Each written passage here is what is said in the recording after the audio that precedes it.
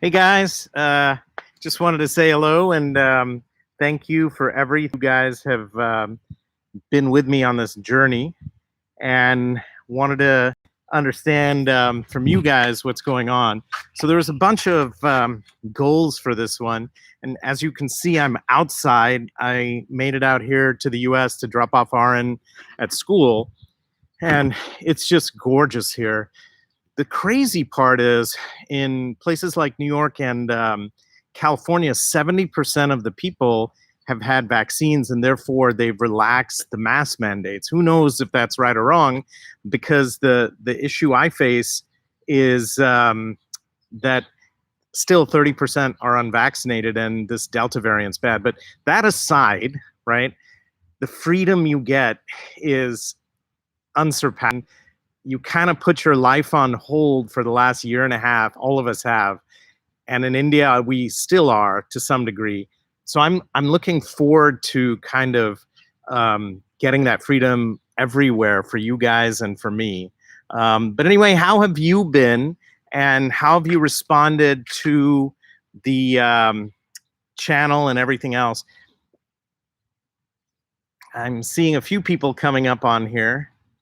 And so what questions do you guys have? I wanted to kind of put down a couple of things. The first is, when we started this channel, our goal was pretty simple. I was seeing people go from preprint servers to headlines and, figure out what's been going on in the world via that. And it would scare people because a lot of the data which was presented was without evidence.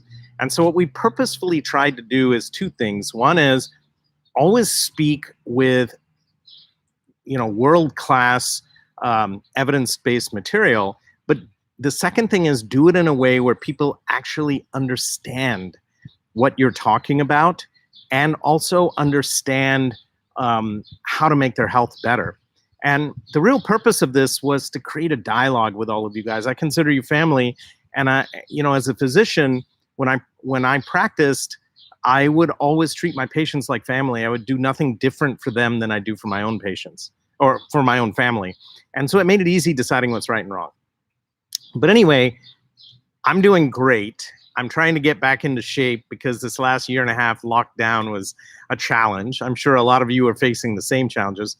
But let's take a few minutes and kind of see if you guys have any inputs, what you want to hear about, and most of all, come together and celebrate the fact that we hit 100,000 subscribers in a matter of 9 months. And I'm so grateful to every single one of you guys for following me and for all of your positive comments on the material we're putting up. And I'm very thankful to my teams at One Digital and R&M, and in particular to Jason and Anushka from One Digital and Sudeep, and then also my managers and agents, Meenakshi and Prachi and Vivek, and then also to my healthcare team consisting of Hirsch and Rohit, and then my R&M team. So look, it takes a village to do something well, and I've got a very, very strong village.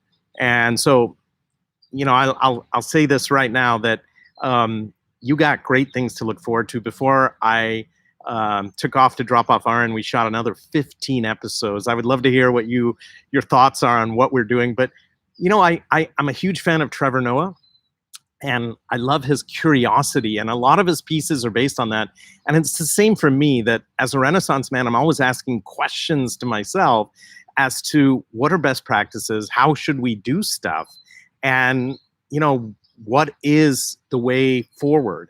And this last year, we've had a lot of time to think, sitting at home. So brought up really, really minute questions. Like, for instance, something came out in the New York Times yesterday, and I'd actually covered it a month ago because the BBC had covered it 3 years ago on 10,000 steps. Our whole premise of these counters is based on that.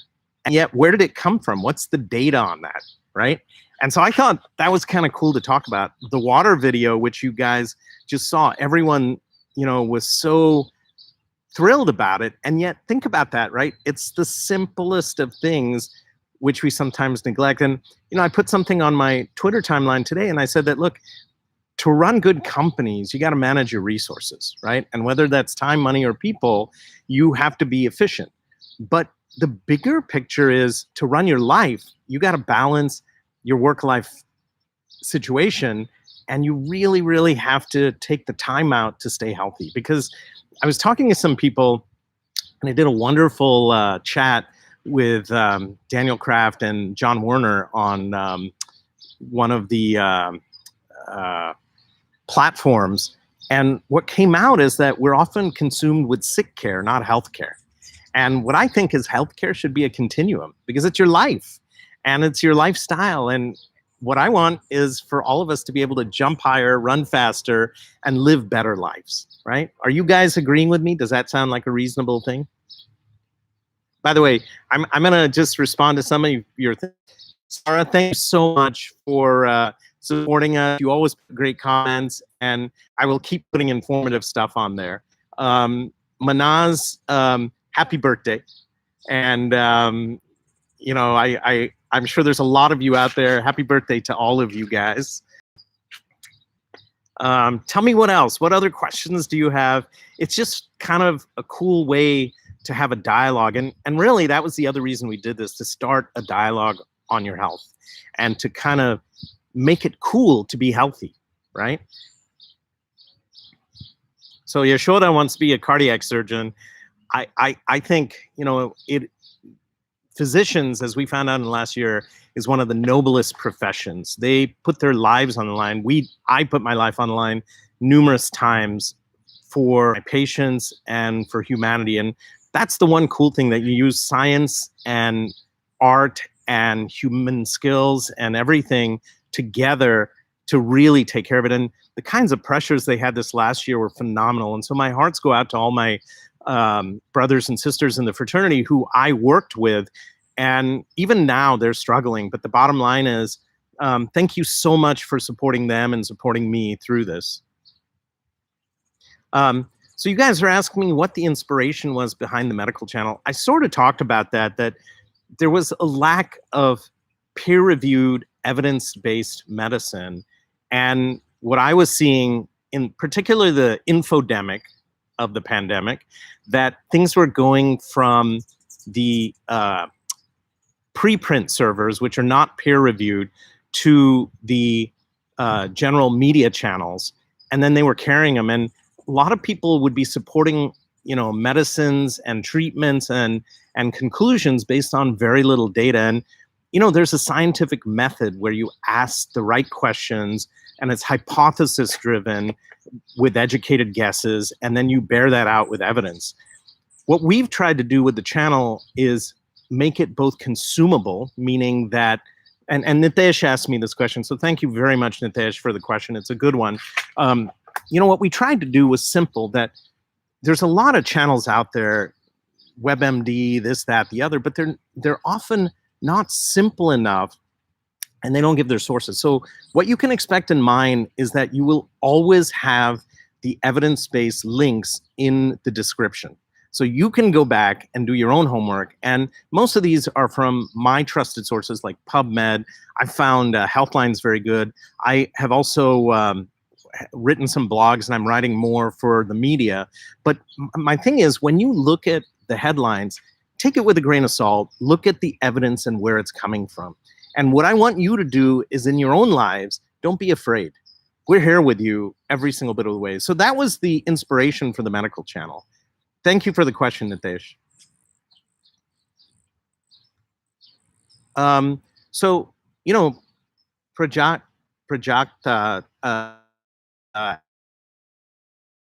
asked about bronchitis. So I'm gonna sort of refrain from talking about specific diseases because I want to kind of cover the bigger thing, but we can certainly do a session on it or do a video link. Bronchitis is a long-term sort of treatment, and you always have to stay on track with pulmonary toilet and inhalers and other things, and it should be watched over by a physician, but it's a longer answer than what we can cover here. Maddie Smita is asking, what my take is on telemedicine. Is it really helpful with regard to diagnosis and treatment?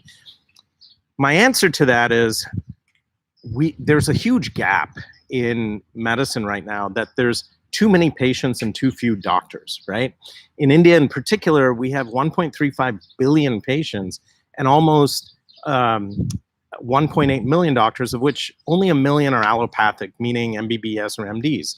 Now, the idea is we need to all come together, but when you look at India, it's not one India. It's 29 states, 7 union territories, of which 70% of the population is in the rural areas and 30% is in the metros. So there's a huge disparity between care. And my goal is to kind of level the playing field, because I think if you don't have health, you don't have anything else.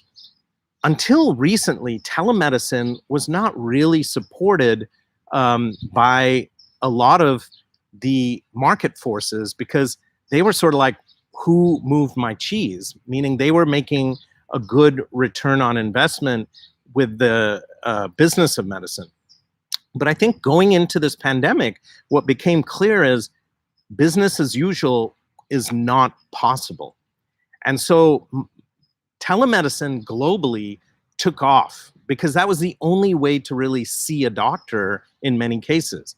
Now, having said that, there's certain things you can do with telemedicine and certain things you can't. And I think there's no, complete solution for seeing a patient, laying hands on them, talking to them, and examining them. But in certain cases, certain specialties are very well equipped. I think, in the case of dermatology, internal medicine, psychiatry, and some of the non-interventional specialties, it's very reasonable to get your first entry into the system. And then I think that for further consultations, we could design things which we're working on, like IoT suites of devices, which we could send to patients with a connected stethoscope or a connected watch or a connected scale or connected other things to create a repository. The second thing is, not everyone can afford it. So how do you do that? And we have some solutions that we're working on there. But the idea is it should be evidence-based international standards for everyone. Because if we do that, if we achieve that together, you guys, and this YouTube thing is only the tip of the spear. Someone was commenting on how it's not a TED Talk. Well, it wasn't meant to be a TED Talk, right? I've done that sort of thing as well. But the idea is my people, my family, you guys want it in a way which is digestible. And, I speak at different forums. I speak to doctors. I speak to healthcare professionals. I speak to businesses. I speak to all kinds of people on healthcare. But this particular forum was meant to be simple, to make it cool and to make it digestible, that you can take care of yourself and give everyone a BAT utility belt, right? So that's what my thoughts are on telemedicine, that I think it has a tremendous potential to scale medicine and in particular triage the patients who need to be seen, and then also monitor follow-up for patients who've already been seen. And then going forward, I think there's even more things we can do with remote sensors and kind of regional basis of stuff, which we're working on. All right, Anish Chaudhary is asking, what's the future of the medical system in India after we saw COVID ravaging everything, and COVID ravaging our entire system despite our world-class infra? So, I mean, let's call it what it is. India lives simply. Only 4% of our gross domestic product goes to healthcare. And of that, 2/3 of it is private pay, meaning cash out of pocket, and the remainder is the government. The interesting part is we do a lot, but kind of look at the variables, that India's life expectancy is 10 years less than the rest of the world. And some of that may be from infectious diseases, but by 2023, most people will die of acquired diseases like heart disease, diabetes, lung disease. This year was atypical with COVID, obviously. And to be honest with you, I think in the second wave, we got caught off guard. Wouldn't you guys agree that we really didn't know this was coming, and we kind of got lulled into a false sense of security, and then did some things which really didn't help us? I mean, look, in January, we didn't have very many cases. We were trying to help the world out and we shipped vaccines everywhere, but we didn't get our own population vaccinated. The second thing is we had a lot of gatherings like Kumbh and the political rallies because we honestly thought we were over this, but we weren't. And then the third thing is lack of infrastructure has always been there, right? I mean, in the metros, your bed ratio in some places is similar to the US, but in most places it's not. And so the bottom line is we cannot really make excuses for the fact that we don't have what we need. And this was a critical wake up for us. So I see it as a shining opportunity. The one thing I will say is people worked really hard. Everyone joined hands and tried to make things happen. And, you know, the oxygen shortages weren't really oxygen shortages. They were infrastructure shortages, meaning that we had the oxygen in the foundries and the steel smelting places. They just weren't in the location close to the places where it was needed in the hospitals, maybe 1,000 miles away. And remember, if you compare India to like the US, it's got 4 times the population with 1/3 of the landmass, right? And that population is concentrated in the metros. And so trying to build things to cover all that is a challenge, particularly because only 4% of the populace pays taxes and the remainder comes from GST. So when you have a lockdown, obviously the GST doesn't come in and the government basically is running on fumes. So these are all macro and micro issues that need to be dealt with. And you know, I think the politics should never enter the thing. It should be about humanity and it should be about taking care of our populace. And I think we can do it. I really do. I think Indians are smart and I think they're hardworking. And so it's an opportunity. SR Bang asked me about the diabetes reversal programs that are coming up, which claim to improve one's metabolism and eventually stop all meds. Please share if you can. It's absolutely possible. We're pioneering stuff and we've tested our protocols for about 2 years now. And I'm happy to say that it's possible, you guys. And so stay tuned about that. But diabetes, so any disease is a combination of genes and how you express them. And diabetes is no different. And to some degree, it's a lifestyle disease because a lot of times you don't even know you have diabetes until you really start exhibiting symptoms when you get sick. But the truth is, early on, you really do know that you have diabetes owing to the fact that at least type 2 is hereditary. It has a very strong hereditary component. So what we're looking at and what we're designing is ways to kind of look at a person individually. I'm a huge advocate of personalized precision healthcare. And look at their genetics, look at their family history, look at their medical history, and look at their socioeconomic situation as well as their job situation and figure out the best path for them. And so that's what we're trying to build, right? And what we do with that is build a platform where everyone joins hands and does the right thing. Now, the tricky part is how do you pay for all that? And I think there are ways to do it, right? And it's going to be tiered, different in different kind of landscapes. But the truth is, don't think for a second that people have different problems. They all get sick, right? And if pandemic didn't prove that to you, it went from the slums to the high rises and back again. And no one was spared, particularly in the second wave. So back to the diabetes reversal, there is absolute ways using a combination of diet and exercise and then other types of mechanisms. And, you know, I would love to take you on some of those journeys. The key is continuity of care and making sure that we brain engineer it so that we change how we live. And then the last thing, which I've been talking about, is the happiness quotient. Sometimes we forget about that we're so wrapped up in our day-to-day life that we forget about everything else that's going here. All right, so that's enough for that. In India and abroad. So, you know, it's thank you for asking. I think the interesting part is that, you know, people get sick. But in India, what tends to happen is disease tends to be a natural history study in many cases where people don't come in until it's late in the disease process. So the outcomes get affected. My feeling is, look, we can't build a lot of infrastructure overnight. You can't build more hospitals. You can't train more doctors. You can't build better roads. And particularly in my last avatar as a heart surgeon, opening heart surgery and valves and all the other things, there was this concept of door to balloon for the cardiologist, the people who would refer me patients. And what it said was basically that if in 30 minutes the patient got from the emergency room to the cath lab, that your outcomes improved dramatically. Well, look, in India, we don't always have that. Forget about the metro area. I mean, forget about, the fact that you're in a metro area. If you call an Uber or you call a rickshaw or something, there's a rickshaw to door time with traffic and everything.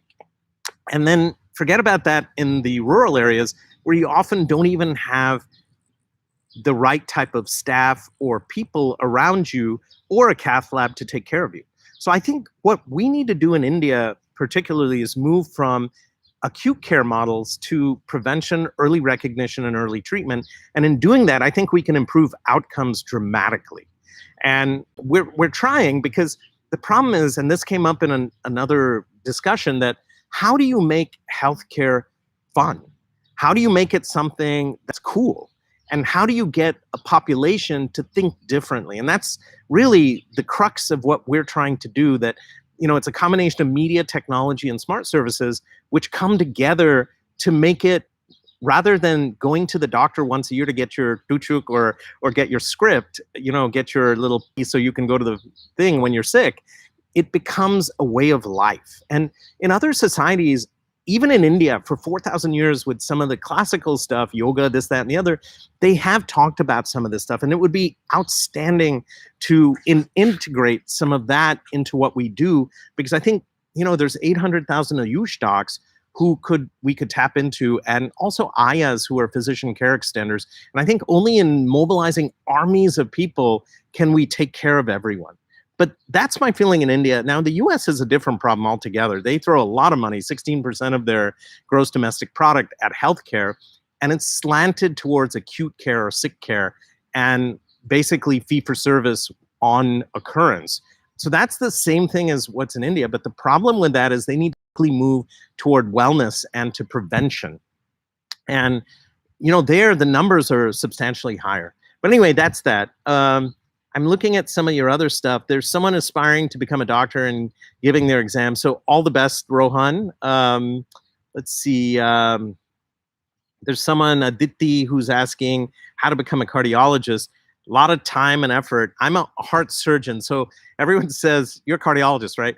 I have the deepest respect for all of my peers and my specialties, but they all do a little bit different thing. With cardiologists, there can be either two flavors, interventionalist or non-interventionalist. Non-interventionalists will see a patient, evaluate them, and then kind of bring everything together with their meds and everything else. Interventionalists will do caths and stent people. And then heart surgeons are surgeons who actually will operate and open chests and bypass coronaries, or nowadays, a lot of endovascular procedures, particularly for aortas, and in my case, a lot of robotic procedures. So, the world of medicine is advancing at leaps and bounds, and I think sensor packages and other things are as well. But thank you for that question. All right, I'm just looking at all the questions that you guys are asking, and they're awesome. Someone's asking me, Vino, about the opinion on the booster dose for COVID. So I assume you're talking about the second dose or the third dose. Look, there's so much we don't know about COVID yet. We don't know how long the immunity lasts. And we've shortcutted a lot of normal science and vaccines. So I'm the first to say that, it's still a black box. But having said that, the main thing is the data out of Israel, Britain, and US shows that. So these arbitrary kind of do it after 21 days or do it after a month or do it after 3 months, I want to see the data on all of that. And it's not been completely forthcoming. But having said that, it's very clear to me that if you get immunized, your risk of dying from COVID goes down. Now, remember, that's the important takeaway, that while your risk of dying goes down, your risk of getting the disease is not a zero. So you can still get it, you just won't get sick. So my comment to you guys is, definitely get it. The second comment is the risks are far outweighed by the benefits. And while there are some risks, all of the vaccines in one way, shape, or form, the numbers are exceedingly small. All right. And then the last thing for the booster, it's up in the air and they're sort of changing. And you got to wonder if some of that is because we don't have vaccines, that they're moving the time interval. But the problem that I've identified is the data is not clear to me. And so the question is, on the third dose, for instance, with Pfizer, we don't know. I mean, we don't have data out to a year that we've been giving this vaccine as to how long it lasts. And, the other thing is we are seeing that the resistance to Delta is there, which is the real bad player in that 60% transmission. So the answer is, even if you get it and you're vaccinated with your boosters and everything, at least 2 for most of the vaccines, and J&J has 1, your risk of dying goes down. All right. All right. Let's see what else we got here. Someone has asked me about thyroid disease, so I can certainly do a talk on that. I don't want to just arbitrarily answer it here, but I think suffice it to say, go to an endocrinologist, get your testing done, and then, depending on what's causing it, if it's hypothyroid or hyperthyroid, they can dose out the meds, and then they just need to follow you with time. They're talking, Nitesh has asked another good question. With COVID-19 stressing the medical infrastructure, what changes would you implement to ensure that we are ready for the so-called third wave? So look, I think it's abundantly clear that there's a risk of a third wave. But my suspicion is that we're vaccinating up to 10 million people a day in India right now. And so when you extrapolate that out in 30 days, that's 300 million provided we have enough vaccines. That's the critical part. They're estimating by December that everyone will be vaccinated. Now, there's a second part to that people who have already had COVID will have antibodies and may only need 1 booster. And so those people are naturally protected. What I say is they're vaccinated by God, if you will. But the issue is a second vaccine will improve that. And so I think, I think we will, face a time in December when over 70 or 80% is vaccinated. And, diseases are always 2 things. They're a host equation and a pathogen equation, meaning virus or bacteria. And if you eliminate the host equation by vaccinating, not by death, by vaccinating, then the virus doesn't have anyone else to infect and it can't propagate. And so that's what we're hoping will happen. All right, let's look at your more questions. Someone asked me, I am in the US. I am in the US. I came in through New York. So for all of you who are wondering, my son is starting college in the US and I came to drop him off. And then I also have some meetings for some of the stuff we're building with different people. And then I have not seen my family in over a year and a half. I did get both shots of AstraZeneca, actually, Covishield before I left, well before I left. And I also tested my immunity. And so we were protected. And so it worked out well.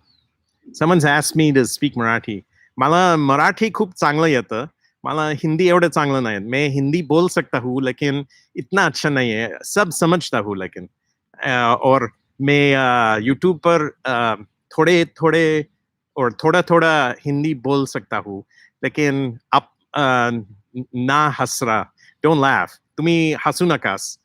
मी मराठी और हिंदी मध्ये बोललो तर. ठीक आहे? All right. What else? So someone's asked me an interesting question about YouTube having terms and conditions for health-related channels. I think that should be true of everything, right? The media channels, social media, and that. And I think they've started to do that.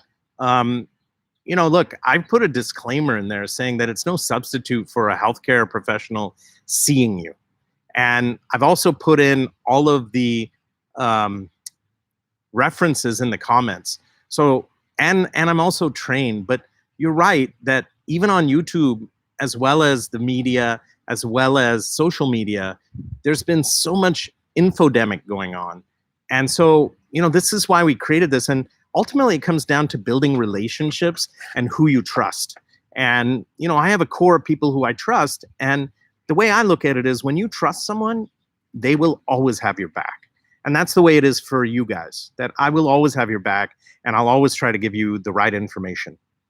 So if there's ever an issue, you call me on it. And, I'm not very bothered or insecure about that. If there's something you don't know, then let me know. All right, more questions. So Deba Datta Das is asking me, how many days after recovery from COVID can someone take the vaccine? Generally 3 months is what they're saying, because you will have some immunity after you have your vaccine, right? And so I think 3 months is reasonable. Is there any science on that? No. I don't think people tested whether treating at 1 month, 3 months, 6 months, 9 months is better, or the rate of which people get infections. Someone's asking me about Covax and Covishield. I've actually put a comparison chart on all of the vaccines in terms of efficacy, but just so we're clear, it's this is from Debelina Day. Thank you, Debelina, for asking. The thing is, 50% freedom from disease is the gold standard for vaccines, and pretty much all of them satisfy that. Now, you have to look at the data. I always tell people, go back to the data, because it's garbage in, garbage out. If the data does not come from a peer-reviewed source, and that's the real question. I mean, when the government gets involved and there's politics and vaccine nationalism, you start to wonder. But I'm, not beholden to anyone, and neither are you. And we have to be steadfast in supporting, good evidence-based, peer-reviewed work. And so all of these vaccines appear to give you significant protection. And I've given a review of that. So I would refer to that. Someone asked, which is the blood test you should take after COVID? I'm not sure, Minnie, what you're asking, whether it's regarding diagnosis or whether it's regarding antibody status. But it's an interesting question in that I tested for neutralizing antibodies after taking the vaccine just to make sure I had a response. And I knew I had a response because after the first vaccine, I did get malaise and some chills and a little bit of not feeling well for 8 hours. And I just took some, paracetamol and I was fine. After the second one, I had nothing. But do symptoms correlate to your antibody response? And that data is not there. No one has proven that just because you have symptoms or don't have symptoms, they don't. What I do know is that in immunocompromised people, meaning people who have on immunosuppression, like cancer patients or people with underlying diseases or comorbidities, there is a small subset of those patients who don't mount a response. And so if you're elderly or immunocompromised, those might be the patients who I test. And regardless of if you are immunocompromised or not, my feeling is until everyone is vaccinated, no one is vaccinated. That means that you can still get the disease and potentially transmit it. But having said that, 95% of the people who are dying from COVID, at least in the US, are the ones who are not vaccinated. And the remaining 5%, you have to wonder if they're not having a response or there's something else going on. And we don't. Vikram asked, is 84 days required? So there is some data to suggest it is. I'll be honest with you, I don't know how much is driven by, just getting people out there, because, the Pfizer vaccine, which I just gave to the boys here, after 21 days, they give your second shot. And in the initial studies in Great Britain and UK, it was designed with 30 days in mind. But they were finding that if you gave it after 84 days, there were better antibody results. Now, does that correlate to superior immunity? meaning do those patients have fewer infections? No one really knows because we haven't been doing it long enough. So the answer is, while the government is saying 84 days, I'm going to be straight and say, look, I don't know that that's not because we want to get everyone with the first dose. And that's the other part of this, that even after the first dose, you have significant immunity. I was talking to my folks who are infectious disease experts in the US, and they said in the teenage guys, after Pfizer's first dose, at 10 days, you can have up to 60% immunity, which is the gold standard. The second dose takes it to 95%, right? 2 weeks after the second dose. So similarly with AstraZeneca, it can be as high as 84%, but depending on when they gave it. But the truth is anything over 50 is adequate. So the issue is, are you protected after one dose? To some degree you are. But at the same time, you should still be taking precautions. All right, so Ari is asking me, what is the most easiest way to keep your heart healthy? Are there any exercises to strengthen spine so the recurrence of slip disc can be avoided? Lots of love from Indonesia, Ari. Great question. So look, for your heart, I've given a talk on YouTube about this, and the exercise requirements are moderate activity, 150 minutes a week. So 30 minutes, 5 times a week for people who are 18 and over. In kids, 1 hour a day. And that's cardio. And then as you get older, you should add 3 days of strength training, balance, and gait. Now, the second question was with regard to your spine. And the answer is absolutely. If you can build up your core musculature, and you should talk to a physical therapist and an orthopedic surgeon before, or a neurosurgeon before you do that. But if you can build up your core musculature to support your discs, then it will actually benefit you and reduce the incidence of pain. I can tell you that because I did have that issue 5 years ago. And to this day, I am a proponent of a couple of things. One is yoga, and the other one is working on my core musculature with Pilates and a few other things.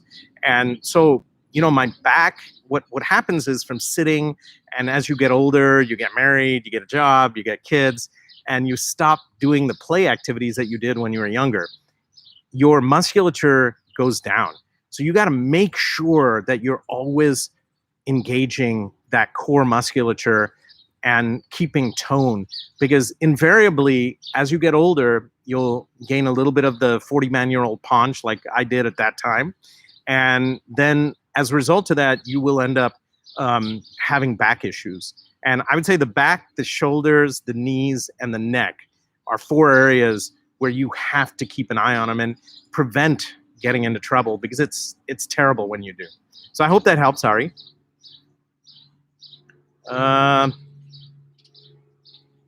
Okay, here's a good one. Deepa Variani asked, can you make a video on how teenagers cure anxiety and depression and how to deal with it? Absolutely we can, and I think it's a great idea. Look, depression is at an all-time high, in my opinion, in this last year with the pandemic. Not just for kids, but for us. I mean, I joke about it that before the pandemic, we were all trying to reduce our screen time. And now it's just one big screenplay where you go from school to work to Zoom and then come back home, and you never left, and chat with your friends on another screen, or you consume entertainment. And so I'm just like, this is not going to be the way to balance that and get unplugged into a screen all the time like I am now. But that there's a benefit to some degree, because I can tell you, even in my own life, even when there was no pandemic, we were running so much that we didn't always have time to keep in touch with our family. And I would say this year in lockdown, I learned my kids' favorite colors, their name. I got to cook for them. I got to jam with them. So there were some silver linings. But anyway, back to your question about depression. Absolutely. Absolutely. And there's a couple of important details that I want to go over, Deepa. The first is, this should be something we all talk about. There's no stigma attached. Used to be that, you know, if someone had a mental illness, or they had some reactive depression, or they had a situational problem, everyone thought they were crazy. And that's not the case. I treat the mind as just another organ. And I treat mental disease as just that, something that needs to be treated. We should not stigmatize or do that. And if we act early and often and recognize and ask people, because that's the other thing, make sure you talk to your kids, make sure you talk to your family, make sure you talk to your friends, because we can prevent a bad outcome, a suicide or something else happening. The second thing is, don't pressurize yourselves. I did a recent episode, which is coming out, on how to bust stress. And I thought about the different ways, and the NIH has some great guidelines on this, which I'll put up, and we've talked about them. But I think there's so much to be done in that quarter. So thank you for asking that. All right.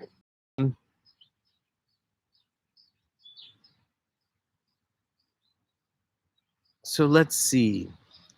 Divya Nagar said, I learn a lot from your videos. I hope all you guys are learning, and I hope you're sharing them with lots of your friends, because I think this information needs to be disseminated. I also think that you guys need to talk about it together and say, look, this is important to me.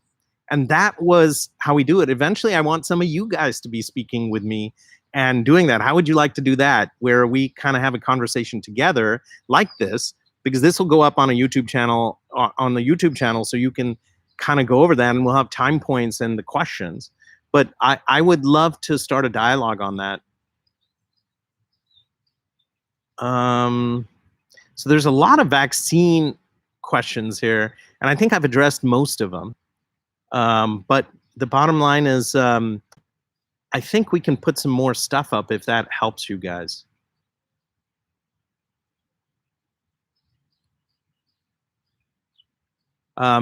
You know, someone was asking me, Debelina, about post-COVID syndrome and long COVID syndrome.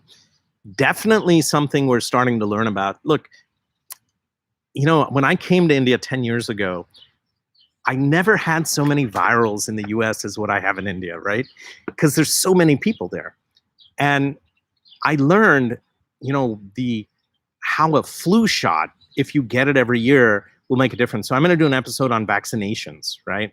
General, because you guys have to be clued in to your kids and you. I think every 10 years you have to have a tetanus shot. Every year you should have a flu shot. And if you do that, you will reduce the incidence of different types of diseases. The other thing is hygiene. In this last year, I've had very few colds or flus, mainly because I've been masking. I don't see a lot of people, and I'm sure you guys can share that. So maybe that's a silver lining. I mean, the Japanese have been doing that forever, where you show respect to each other and they wear masks on their trains and everything. And the comedy is, I always thought because they didn't like me or I smelled or something, they wore the mask. But the truth is, it's not that. It's the fact that they are feeling a little under the weather, and to protect everyone else, they're doing it. So maybe that's something India needs to learn, because what I'm hearing from my friends and family is people are treating it as if there was never a pandemic right now. They're going around doing whatever they want. And I would say, look, let's be respectful to each other and keep up the battle right now until everyone is immunized. Because even if you're immunized or have had COVID, you can still potentially get it again. You just won't get really sick. But the worry I have is, if you get it, you could be a carrier and transmit it. And that means someone else who doesn't have the vaccine or hasn't had it could get really sick. So please, please, please show respect to each other and be good to your brothers and sisters, and wear a mask and distance, and you know what, and I know it's hard. You can't hug people, you can't shake hands, you can't do any of that. You know, that's why Indians developed this gesture I hear called the namaste over 4,000 years, right? We were well ahead of the curve because we knew about diseases. All right. So this is an interesting question. Shika Berry says her husband uses sanitizer so much that she feels like his skin can suffer. You know, it's interesting. As a surgeon, I would wash my hands, as you can imagine, a lot. And a surgical scrub is altogether different. And particularly in the wintertime in the US, they would get so dry, it wasn't even funny. So what I would say is, look, sanitizer is a good idea if you don't have a way to wash your hands. But the other part of it is use moisturizer if you're worried about drying your hands out. And then if you have open cuts or things, be careful around them, right?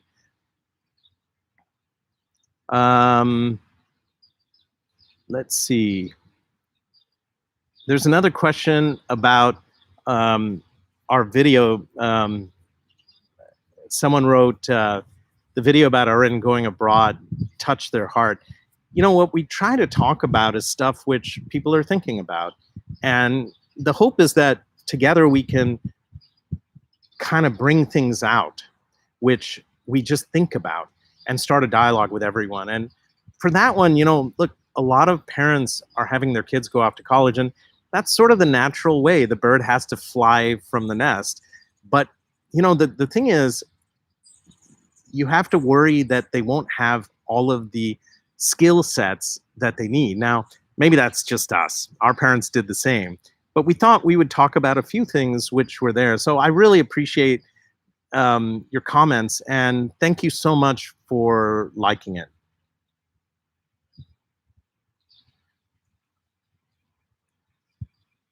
Nidhi Sharma, thank you so much.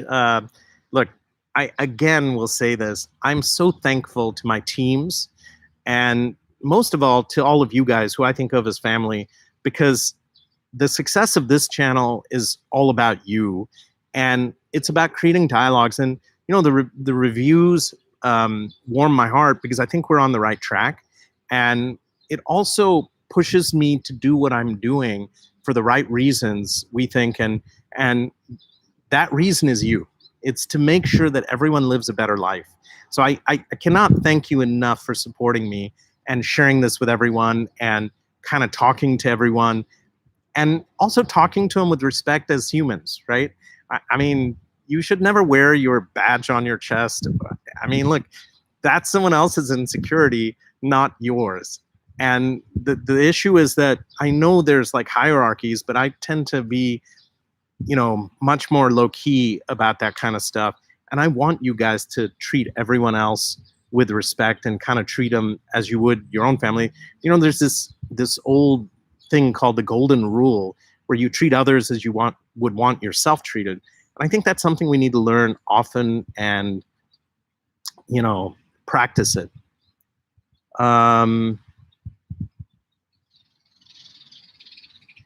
Someone asking, let's see,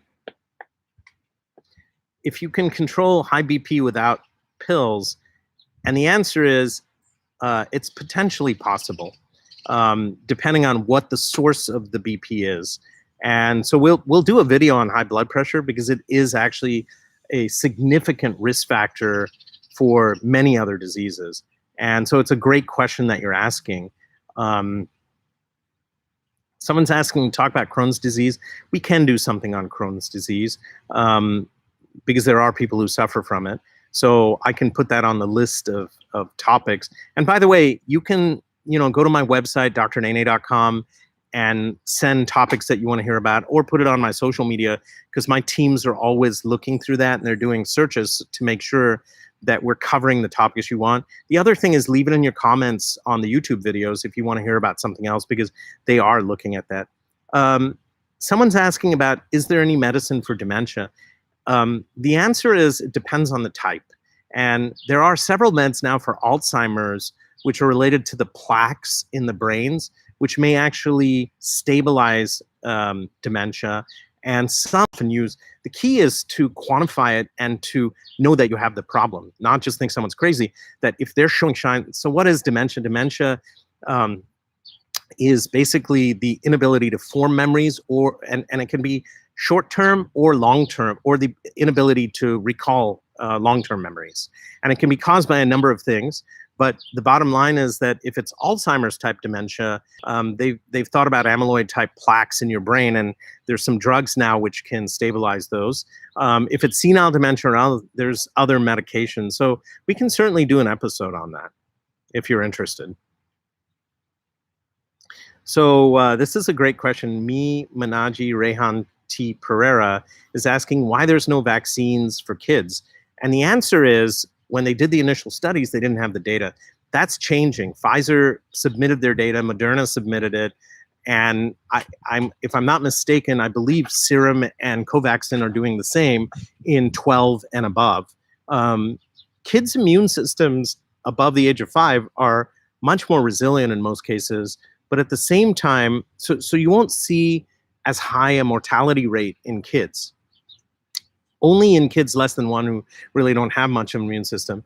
But the juvenile immune system is quite an interesting topic. So I do imagine they're going to have that. Why I think it's very important with kids is that they become the carriers and possibly will propagate the disease. So I think we definitely need to do it. The recent studies on Pfizer for 12 to 18 showed 100% protection from disease because kids' immune systems are so good.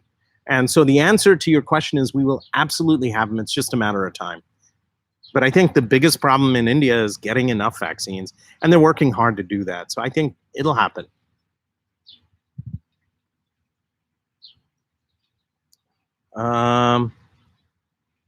Again,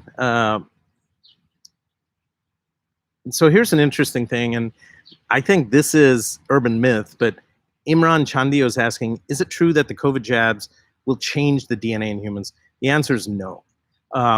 It has no ability to change the DNA. In the one case with the mRNA vaccines, they only produce the surface protein, which then gets recognized by the immune system as foreign, and then you define an immune response. So they use the 30S and 50S ribosomes. They have nothing to do with the DNA. And in the case of AstraZeneca and then Covaxin in particular, so AstraZeneca uses a simian adenovirus vector using that same surface protein or similar to the Pfizer thing, but the delivery device is an adenovirus. But that doesn't change it. The adenovirus just gets it into the body and into the cells, so that the human body can recognize the surface protein of COVID, but they don't have the whole virus there. Then there's also another class which are inactivated COVID virus, and those are more like the Covaxin and whatnot. And so in no cases are we suspecting that they'll change that. All right, here's a good one. Dheeraj Patil on India hospitality versus American, define it. So you know, in India, the culture is very, very warm. And if you go to any door, they'll always give you water. They'll always take care of you. Depending on where you are in the US, it's different, right? If you're in the big cities, people are often suspicious. But I'll tell you, this time, whether it was in the US or in India, what I found is people, while they were vigilant and a little bit apprehensive, particularly because I had just come from India and they're worried about the Delta variant and all that. But even with all that, we've all gone through a life-changing event together globally. And I think if you don't realize it, COVID did some things on a planetary scale. This is our world war, you guys. And not even a world war, it's a war against a vaccine. I'm sorry, against a virus. And what you realize, and the Dalai Lama said this well, that we're not many nations, we're one people. And until we realize that there's no boundaries or borders, that what happens in one place is reflected in another. So we have to take care of everyone. Still be losing the plot. And you know, there was an ultranationalist. To some degree, that's true in India, but I would say we have so many different political factions that it's tempered. And so, you know, I think there has to be a balance, and it always has to be about the people. And so with regard to hospitality, I think you find it everywhere. You just have to be nice, and you have to practice the golden rule, and you have to do everything. So you guys, thank you very much for joining me. And I must tell you, it's been an absolute pleasure to be here. If there's anything we can do or anything else that's interesting, let me know. And I will look forward to seeing you. If there's other questions you have, please indicate them on the commentary in YouTube or on my social media channels, Dr. Nene Official on Insta, or Dr. Nene on Twitter or on Facebook. Or you can go to my website, drnene.com, and there's a little response box, and you can always send me mail anytime. My team monitors that, and I will see it as well. But listen, here's to you, and thanking you for all the love and support. And I look forward to engaging with you further. I've got a whole lot of great stuff coming, and I think there's lots of stuff we can go do together. So you're my army, and I'm yours. And you're my family, and I'm yours. And looking forward to good times ahead. And I'm also looking forward to getting out of the situation we're in right now. And believe me, it's happening. I mean, in the US, it's refreshing. We're getting there in India, and we will. Have faith. In the meanwhile, take precautions and be smart, all right? And most of all, kiss your kids every single day, and love your family. Anyway, take care, and I'll talk to you soon, and I'm going to sign off now. Have a good evening, you guys. Bye.